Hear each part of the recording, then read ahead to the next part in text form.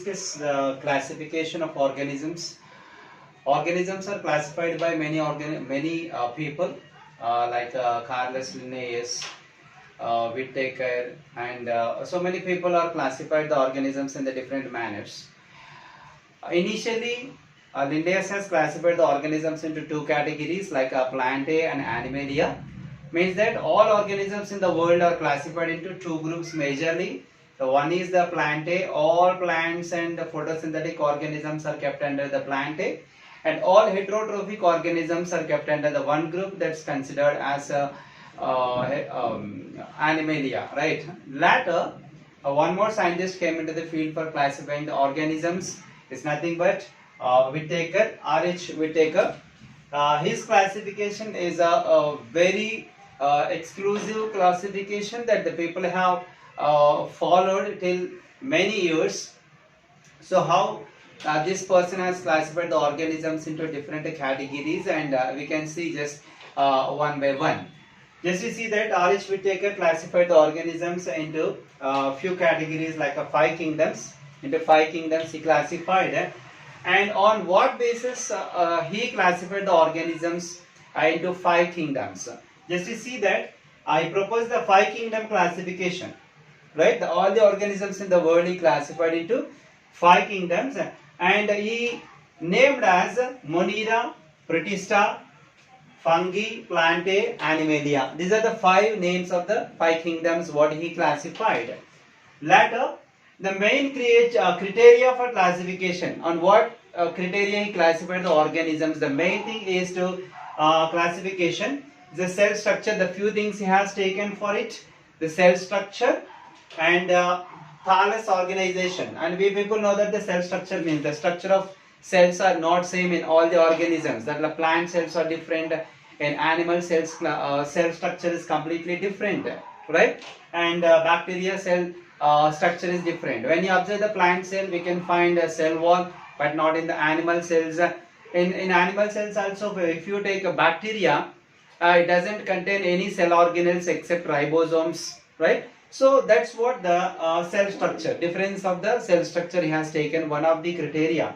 Right. Later, thallus organization, thallus in the sense of like a body structure of an organism has taken that, and mode of nutrition.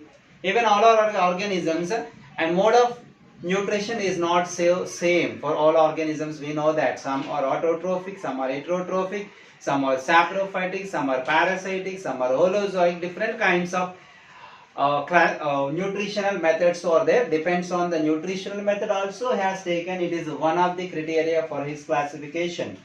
And later, reproduction method. Reproduction also not same in all organisms, right? And the mode of reproduction, like we can see asexual mode of reproduction, the sexual mode of reproduction, the different modes of reproduction methods also there. He has taken one of the criteria is a reproduction method in organisms, right? And also phylogenetic relationship with the organisms, right? How organisms are related with the other organisms, right? These are the taken as a criteria for his classification mainly. And the first group, Monera, he has classified, and we will see through the Monera first. So Monera, if you take Monera, what organisms are kept in under the group of Monera?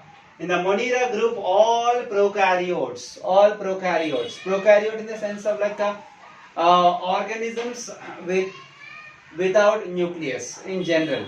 But actually, there is a nucleus, but the absence of nuclear membrane around the nuclear material, that comes under prokaryotes. This prokaryotes or Monera is subclassified into 4 groups. One is the Archaebacteria, Eubacteria, the second group, and the third group is the Mycoplasma, and the fourth one is the Actinomycetes. 4 groups he classified the Monera. One is the Archaeobacteria, Eubacteria, Mycoplasma and Actinomycetes. 4 subgroups he classified, right? And what is that regarding this Archaeobacteria? The first thing, okay, Archaeobacteria, what are the characteristic features of the Archaeobacteria? When you observe that The archaebacteria containing the having a different cell wall structures. The cell wall, when you observe the cell structure, the cell wall is completely different from other organisms when you observe the archaebacteria. And what's the difference we can find here is nothing but the cell wall contains a pseudomurine, is a kind of a substance which helps to formation of a cell wall. That's nothing but pseudomurine is a substance present in the cell wall. And later, cell membrane contains a branched chain lipids. Cell membrane after the cell wall. Cell wall is the outermost layer of the cell, and the secondmost layer of the cell is the cell membrane. The cell membrane is made up of chain lipids, branched chain lipids, or the components of cell membrane. And this feature, why this cell membrane particularly made up of branched chain lipids? Because there is a specific responsibility is there. A specific feature of this is responsible for survival in extreme conditions. And we know that the bacteria, eubacteria in the sense of they can survive in any conditions like extreme cold, extreme heat, and acidic conditions and alkaline conditions. Wherever you find, you can see the bacteria, means that the bacteria can able to survive in any conditions. So to overcome the conditions, or maybe to survive, that's what, to be survive in any kind of conditions, they have to show some specific feature. That's nothing but the cell wall is made up of branched chain lipids. This is regarding the archaebacteria. We'll discuss remaining things later.